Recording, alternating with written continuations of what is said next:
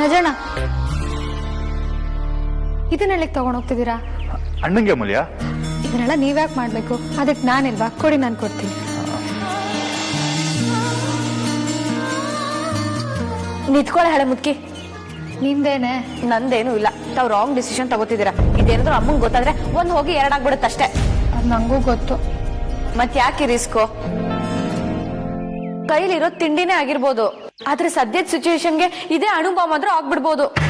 ವೇದಾಂತ್ ನನಗೋಸ್ಕರ ಅವ್ನ ಇಮೇಜು ಈಗೋ ಎಲ್ಲ ಬಿಟ್ಟು ಇಷ್ಟೆಲ್ಲ ಮಾಡ್ಬೇಕಾದ್ರೆ ಅಂಥದ್ದೇನು ಇಲ್ದಿರೋ ನಾನು ಸುಮ್ಮನೆ ಇದ್ರೆ ಒಳ್ಳೆ ಹುಡುಗಿ ಅಂತಾರೇನೆ.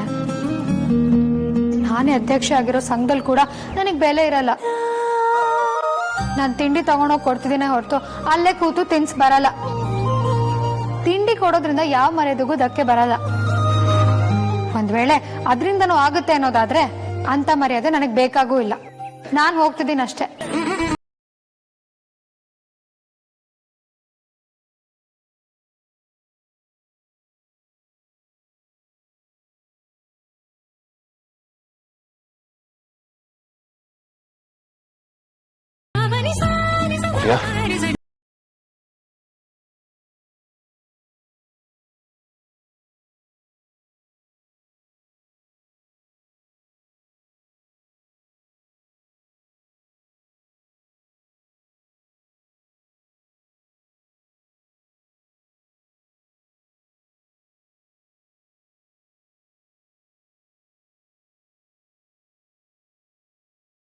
ಮಿಸ್ ಮಾಡ್ಕೊಂಡಿರೋದಕ್ಕಾಗಲ್ಲ ಅಂತ ನಂಗೆ ಚೆನ್ನಾಗಿ ಗೊತ್ತು.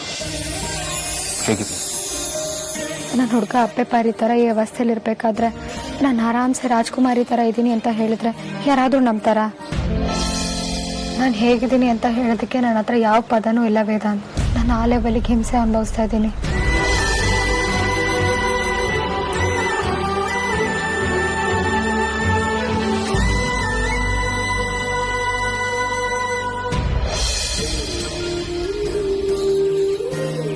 ಲವರ್ಸ್ ಬಾಯಲ್ಲಿ ಬರೋ ಡಿಸ್ಟೆನ್ಸ್ ಪದಕ್ಕೂ ನಾವು ಸ್ಕೂಲಲ್ಲಿ ಕಲ್ತಿರೋ ಡಿಸ್ಟೆನ್ಸ್ ಪದಕ್ಕೂ ಎಷ್ಟು ಡಿಫ್ರೆನ್ಸ್ ಇದೆ ಅಲ್ವಾ? ನಮ್ ಪ್ರಕಾರ 1 ಫೀಟ್ ಅಂದ್ರೆ 12 ಇಂಚು, ಆದ್ರೆ ಅವ್ರ ಪ್ರಕಾರ 1 ಫೀಟ್ ಅಂದ್ರೆ ನೋ ಗ್ಯಾಪ್ಸ್ ಅಂತ. ಇದು ನಮ್ಮ ಏನಾದ್ರು ನೋಡಿದ್ರೆ ಅಷ್ಟೇ ಕತೆ.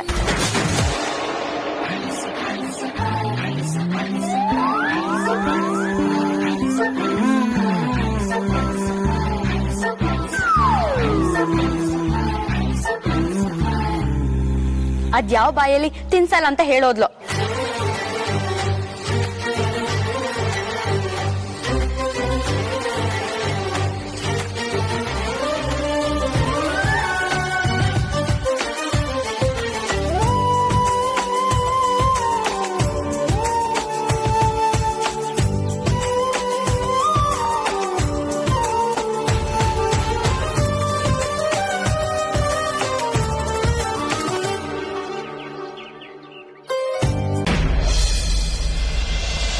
ಚಿಕ್ಕಮ್ಮ, ಚಿಕ್ಕಮ್ಮ. ಅದೇನ್ ಕರ್ಕೊಂಡ್ ಬರ್ಬಾರ್ದಾಗಿತ್ತು.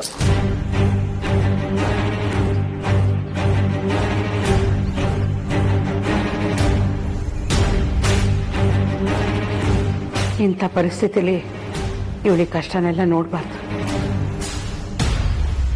ಕಷ್ಟ ಇವತ್ತು ಮುಗಿಯುತ್ತೆ ಅಂತ ನಂಬಿಕೆ ಇಟ್ಕೊಂಡು ಬಂದಿದೀವಿ ಅತ್ತೆ. ದಯವಿಟ್ಟು ಕ್ಷಮಿಸು ವಿಕ್ಕಿ, ಅದಾಗೋ ಮಾತಲ್ಲ. ಯಾರಿಗೆ ನೋವಾಗುತ್ತೆ ಅಂತ ನಾನು ಯೋಚನೆ ಮಾಡಲ್ಲ. ಒಂದು ಮಾತನ್ನ ಎಲ್ರಿಗೂ ಸ್ಪಷ್ಟವಾಗಿ ಹೇಳ್ತಾ ಇದ್ದೀನಿ, ಕೇಳಿಸ್ಕೊಂಬಿಡಿ. ಈ ಸಂಬಂಧ ಸಾಧ್ಯ ಇಲ್ಲ. ಅಮೂಲ್ಯ ವೇದಾಂತ್ನ ಮದುವೆ ಮಾಡ್ಕೊಳ್ಳೋಕೆ ನಾನು ಒಪ್ಪೋದಿಲ್ಲ ಅಷ್ಟೇ.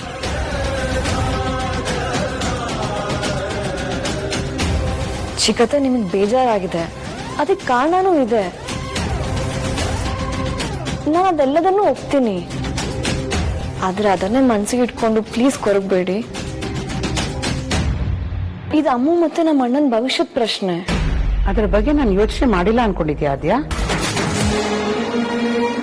ಅತ್ತೆ, ನಾನಾಗ್ಲಿ ಆದ್ಯಾಗ್ಲಿ ನಿಮ್ಗೆ ತಿಳುವಳಿಕೆ ಹೇಳೋಷ್ಟು ದೊಡ್ಡ ವ್ಯಕ್ತಿಗಳಲ್ಲ. ಆದ್ರೆ ಆಗಿದ್ದಾಗೋಯ್ತು ಅಂತ ದಯವಿಟ್ಟು ಮರ್ತ್ಬಿಡಿ.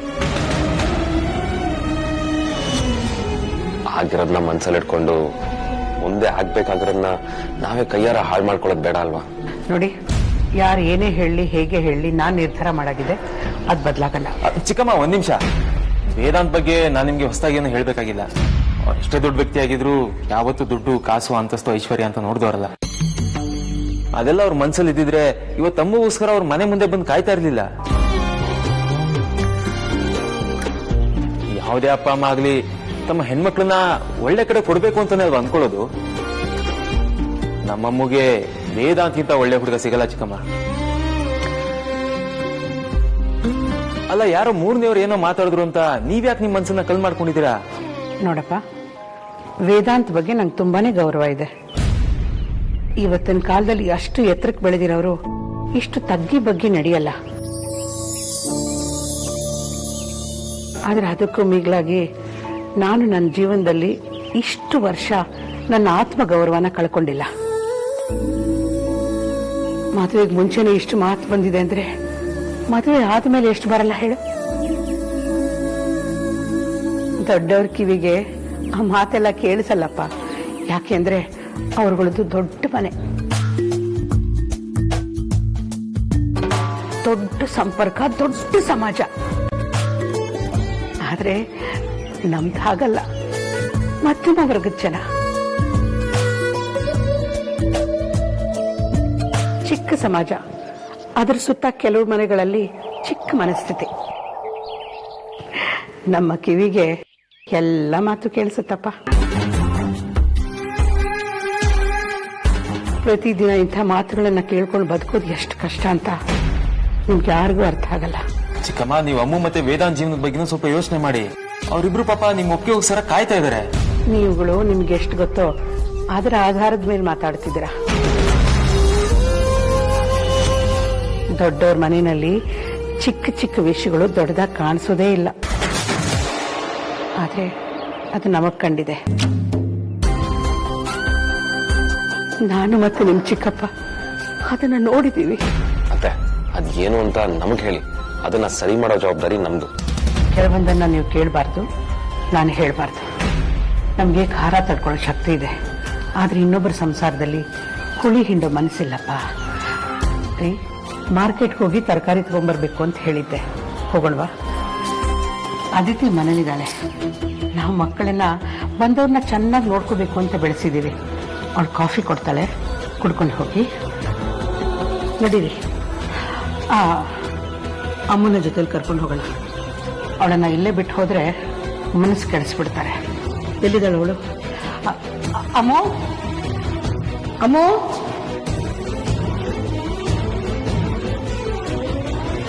ಅವಳು ಕೋಪದಲ್ಲಿದ್ದಾಳೆ. ಅವಳು ಕೋಪ ಇಳಿಯೋದಕ್ಕೆ ಇನ್ನೊಂದಷ್ಟು ಸಮಯ ಬೇಕು. ಅಲ್ಲಿವರೆಗೂ ನಾವು ತಾಳ್ಮೆಯಿಂದ ಕಾಯಬೇಕು. ಅವಳು ಕೋಪದಲ್ಲಿ ಮಾತಾಡೋದು ಅಂತ ನೀವು ಬೇಜಾರು ಮಾಡ್ಕೋಬೇಡಿ.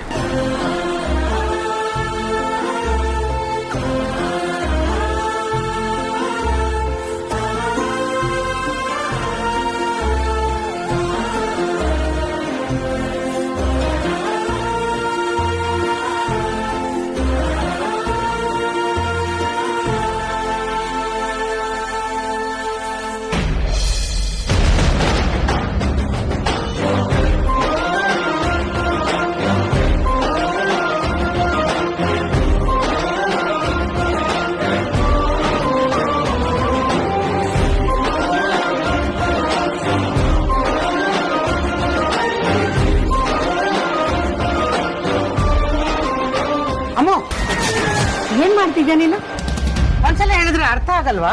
ನಾನು ಅಂದ್ರೆ ನಿಂಗೆ ಅಷ್ಟು ಅದ್ರನ? ಅಮ್ಮ, ಒಂದ್ ನಿಮಿಷ ಸುಮ್ಮನೆ ಟೆನ್ಷನ್ ಮಾಡ್ಕೋಬೇಡ. ವೇದಾಂತ್ ನನ್ಗೋಸ್ಕರ ಇಡೀ ರಾತ್ರಿ ಚಳಿಲ್ ಕಾಯ್ತಾ ಇದ್ದ. ಅವನಿಗೆ ತಿಂಡಿ ಕೊಡೋದ್ ತಪ್ಪ? ನೀನ್ ನನ್ಗೆ ಏನೇನೋ ಕಾರಣ ಹೇಳೋದಕ್ ಬರ್ಬೇಡ. ನೀನ್ ಇವನಿಂದ ದೂರ ಇರು ಅಷ್ಟೇ. ನೋಡ್ಮಾ, ನೀನ್ ಒಪ್ಪಿಗೆ ಇಲ್ಲದೆ ನಾವು ಮದ್ವೆ ಆಗಲ್ಲ ಅಂತ ನಿರ್ಧಾರ ಮಾಡಿದೀವಿ. ಹಾಗಂತ ನಾವು ಪ್ರೀತಿಸಿದ ಸುಳ್ಳಲ್ಲ, ನನ್ ಪ್ರೀತಿನೂ ಸುಳ್ಳಲ್ಲ. ನಾನು ಯಾವ ತಪ್ಪನ್ನು ಮಾಡ್ತಾ ಇಲ್ಲ, ತಿಂಡಿ ಕೊಟ್ಟಿದ್ದೀನಿ ಅಷ್ಟೇ. ತಿಂಡಿ ಕೊಡೋದೇ ಆದ್ರೆ ತಿಂಡಿ ತಂದು ಅವನಿಗೆ ಕೊಟ್ಟು ನೀನ್ ಹೋಗ್ಬೇಕು.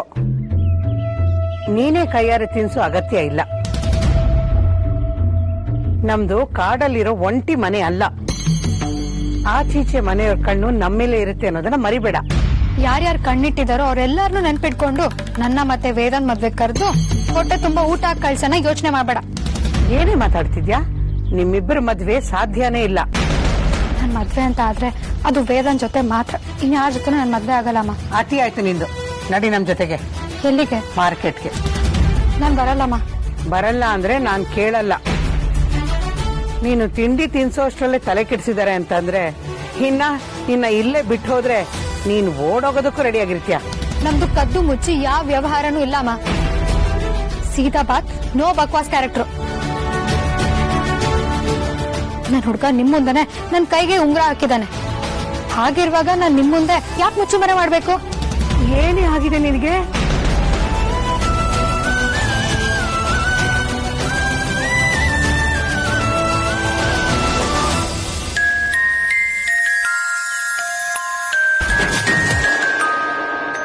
ಅಮ್ಮ ನಡಿ ನನ್ ಜೊತೆಗೆ. ಬರೀ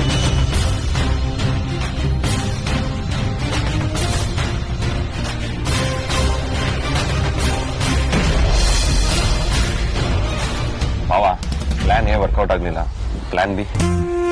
ಸಾಹಸನೆಲ್ಲ ನೋಡಿ ನಾನು ಇತ್ತೀಚೆಗೆ on the spot plan ready ಮಾಡೋಷ್ಟು ರೆಡಿ ಆಗ್ಬಿಟ್ಟಿದ್ದೀನಿ. ಏನ್ ಪ್ಲಾನು?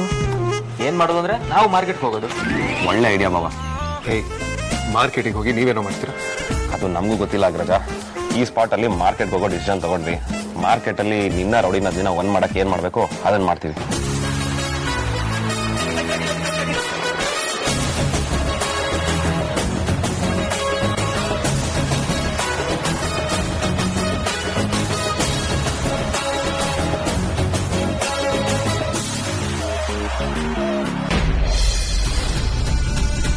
ಸುಹಾಸಿನಿ, ಎಲ್ಲ ಕಡೆ ಬೆಂಕಿ ಇಟ್ಟು ಆರಾಮಾಗಿ ಕೂತಿದ್ದೀಯೇನೆ? ಯಾಕೆ ಹಿಂಗ್ ಕಿರ್ಚ್ತಾ ಇದ್ಯಾ? ನಿನ್ಗೆ ತಿಂದಿ ದರ್ಗಲ್ವಾ? ಇದನ್ ಮನೆ ಅನ್ಕೊಂಡಿದ್ಯಾ ಮಾರ್ಕೆಟ್ ಅನ್ಕೊಂಡಿದ್ಯಾ? ಸ್ವಲ್ಪ ಮ್ಯಾನರ್ಸ್ ಇರ್ಲಿ. ಬೆಂಕಿ ಬಿತ್ತು ನಿನ್ ಮ್ಯಾನರ್ಸ್ಗೆ. ಬರೀ ಅನಿಷ್ಟಗಳನ್ನೇ ಮಾಡ್ತಾ ಬಾಯಲ್ಲಿ ಮ್ಯಾನರ್ಸ್ ಬಗ್ಗೆ ಮಾತಾಡೋದಕ್ಕಿಂತ ಅಸಹ್ಯ ಇನ್ನೊಂದಿಲ್ಲ ಅನ್ಸುತ್ತೆ. ನಿನ್ ಜನ್ಮಕ್ಕೆ. ಅಮ್ಮ,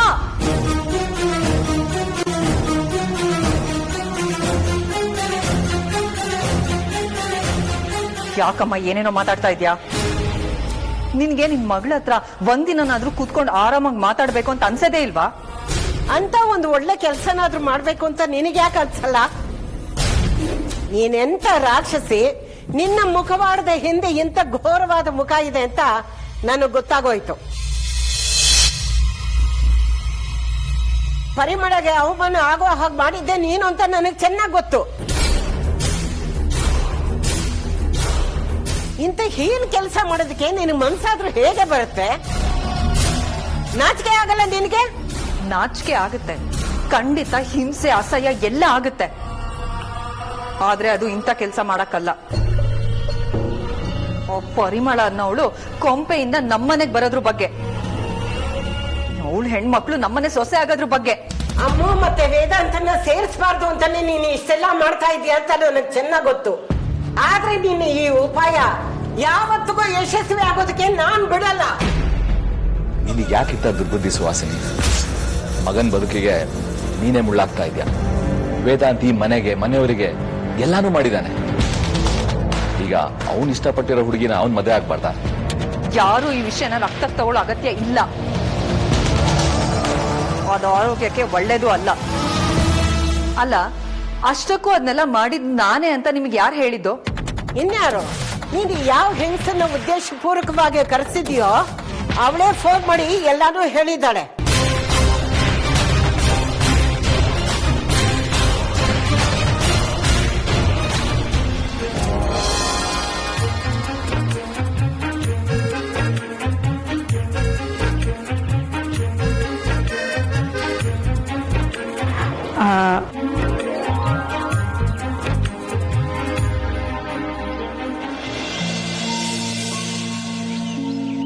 ಯಾಕ್ರಿ ಹೀಗ್ ನೆನ್ಸ್ಬಿಟ್ರಿ? ಇವತ್ತಿನ ಅಡಿಗೆಗೆ ತರಕಾರಿ ಏನೇನ್ ಬೇಕು ಅಂತ ಹೇಳಿ. ನನಗೇನು ತೋಚ್ತಾ ಇಲ್ಲ ಪರಿ. ನನ್ನ ಮನಸ್ಸು ಎಲ್ಲ ಇದೆ. ಎಲ್ಲಿದೆ? ಯಾಕೆ ಹೀಗ್ ಸಪ್ಪಗಿದಿರಿ? ಏನು ಗೊತ್ತಿಲ್ಲದೆ ಅವ್ರ ತರ ಕೇಳ್ತಾ ಇದೆಯಲ್ಲ ಪರಿ. ಅಲ್ಲಿ ವೇದ ಅಂತೂ ನಮ್ಮ ಮನೆ ಮುಂದೆ ಕಾಯ್ತಾ ಕೂತಿದ್ದಾನೆ.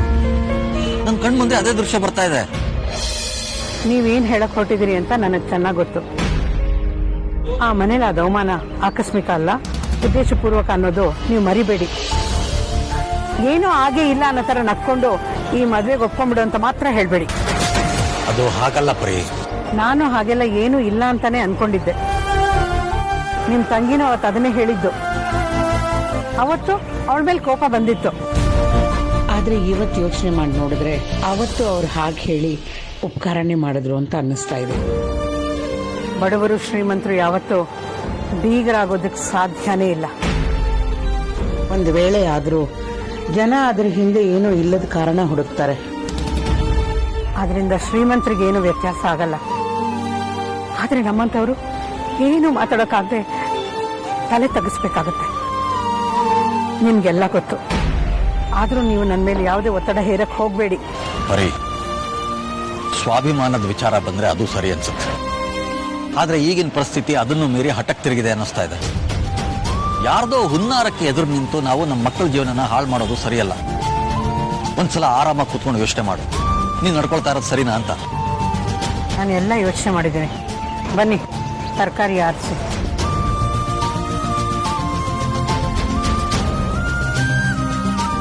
ಹುರುಳಿಕಾಯಿ ಹೇಗಮ್ಮ? ಕೆಜಿ 60 ಸೀಮೆ ಬದನೆಕಾಯಿ 40 ರೂಪಾಯಿ ಕೆಜಿ. ಕಡಿಮೆ ಮಾಡ್ಕೋತೀಯಾ? ಇಲ್ಲಮ್ಮ ಆಗಲ್ಲಮ್ಮ, 1 ರೂಪಾಯಿ ಕಮ್ಮಿ ಇಲ್ಲ. ಇದೇನಮ್ಮ ಮುಖ ಕೊಡ್ದಾಗ ಹೇಳ್ತಾ ಇದೀಯಾ? ಎಲ್ಲ ರೇಟು ಜಾಸ್ತಿ ಇದೆಯಮ್ಮ, ಆ ರೇಟೇ ಹೇಳ್ತಾ ಇದೀವಿ. ನಿಂದೊಬ್ಬಳದೇ ಅಂಗಡಿನ? ಬೇರೆ ಕಡೆ ತಗೊಂಡ ಬನ್ರಿ. ನಡಿ. ಯಾಕೆ ಹೊಡಿತ್ಯಾ? ನನಗ್ ಫೋನ್ ಮಾಡಿ ಜಾಸ್ತಿ ದುಡ್ಡು ಬೇಕು ಅಂದ್ಲು, ನಾನು ಆಗಲ್ಲ ಅಂದೆ.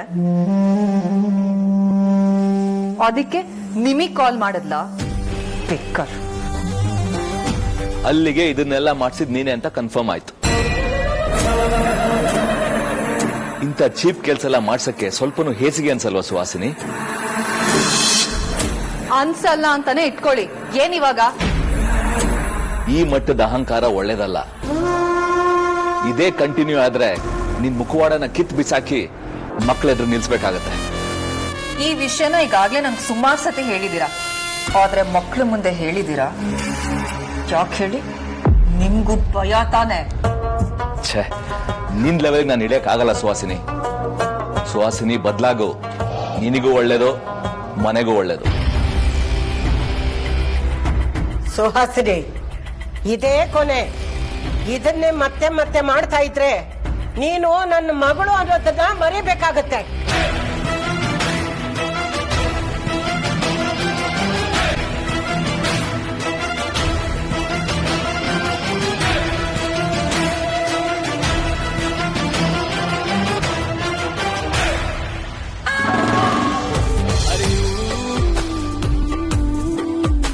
ದಪ್ಪಮೆಣಸಿನ್ಕಾಯಿ ಹೇಗೆ ಕೆಜಿ? 10 ರೂಪಾಯಿ. 10 ರೂಪಾಯಿ ಅಷ್ಟೇನಾ?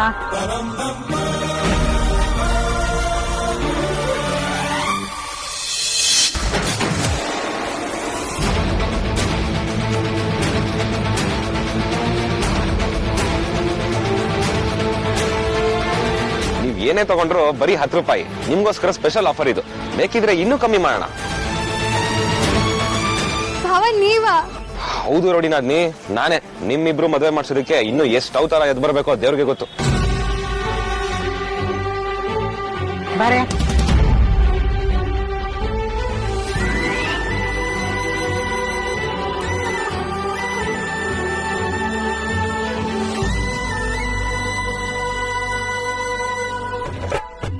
ಭಾವ, ನನ್ ಪ್ಲಾನ್ ಏನೋ ವರ್ಕೌಟ್ ಆಗ್ತಾ ಇಲ್ಲ. ಇವಾಗ ನೀವೇ ಏನಾದ್ರು ಮಾಡ್ಬೇಕು.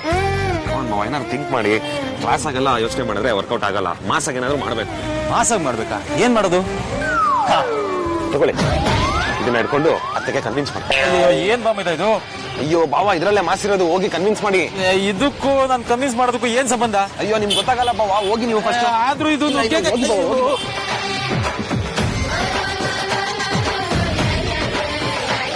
ಚಿಕ್ಕಮ್ಮ, ಚಿಕ್ಕಮ್ಮ, ಚಿಕ್ಕಮ್ಮ ನಿಂತ್ಕೊಳ್ಳಿ. ಚಿಕ್ಕಮ್ಮ, ಚಿಕ್ಕಮ್ಮ ದಯವಿಟ್ಟು ನನ್ನ ಮಾತು ಕೇಳಿ. ವೇದಾಂತ ಮೂಲ್ಯ ಮದುವೆಗೆ ಮಾತ್ರ ಆಗಲ್ಲ ಅನ್ಬೇಡಿ. ಅವರಿಬ್ರು ಪಾಪ ಒಬ್ರ ಮೇಲೊಬ್ರು ಜೀವನ ಇಟ್ಕೊಂಡಿದ್ದಾರೆ. ಪಾಪ ಚಿಕ್ಕಮ್ಮ ಅವರು ನಿಮ್ಗೆ ನಿಮ್ ವ್ಯಾಲ್ಯೂಸ್ಗೆ ತುಂಬಾ ಬೆಲೆ ಕೊಡ್ತಾರೆ. ವೇದಾಂತ ಅವ್ರು ಇರೋ ಸ್ಥಾನಕ್ಕೆ ಯಾವ್ದು ಬೇಕಾದ್ರೂ ಸಾಧ್ಯ. ಅವ್ರು ಮದ್ವೆ ಆಗ್ತೀನಿ ಅಂತ ಒಂದ್ ಮಾತು ಹೇಳಿದ್ರೆ ಹುಡುಗಿರು ಕ್ಯೂ ನಲ್ಲಿ ನಿಲ್ತಾರೆ. ಅಂತದ್ರಲ್ಲಿ ಅವ್ರ ಅಮೂಲ್ಯನೇ ಬೇಕು ಅಂತ ಮನೆ ಮುಂದೆ ಬಂದು ಕೂತಿದ್ದಾರೆ ಅಂದ್ರೆ ಅರ್ಥ ಮಾಡ್ಕೊಳ್ಳಿ ಚಿಕ್ಕಮ್ಮ, ಅದನ್ ಮನ್ಸು ಪಾಪ ಎಷ್ಟು ಪ್ಯೂರ್ ಅಂತ. ವೇದಾಂತ್ ಮೂರೊತ್ತು ಬಿಸ್ನೆಸ್ ಬಗ್ಗೆ ಮಾತಾಡ್ತಾರೆ, ಆದ್ರೆ ಅದನ್ನ ಬರೀ ಅವ್ರ ತಲೆಗಷ್ಟೇ ಸೀಮಿತ ಮಾಡ್ಕೊಂಡಿದ್ದಾರೆ. ಅದನ್ನ ಯಾವತ್ತೂ ಮನ್ಸಿಗೆ ಬಿಟ್ಕೊಂಡಿಲ್ಲ. ಅವ್ರ ಮನ್ಸಲ್ಲಿ ಯಾವಾಗ್ಲೂ ಫ್ಯಾಮಿಲಿ ಬಗ್ಗೆನೇ ಯೋಚನೆ ಇರುತ್ತೆ ಚಿಕ್ಕಮ್ಮ. ಅಂತ ವ್ಯಕ್ತಿ ಎಲ್ಲಿ ಹುಡುಕಿದ್ರು ಸಿಗಲ್ಲ. ಬಾರೆ ಅವಾಗಿಂದ 50 ಸತಿ ಬಾರೆ ಬಾರೆ ಅಂತಿದ್ಯಾ. ಇನ್ನು 100 ಸಲ ಬಾರೆ ಅಂತೀನಿ ಕಣೆ. ಬಾರೆ ಆಯ್ತು ಹೋಗೆ. ಬರ್ತೀನಮ್ಮ. ಬಾ.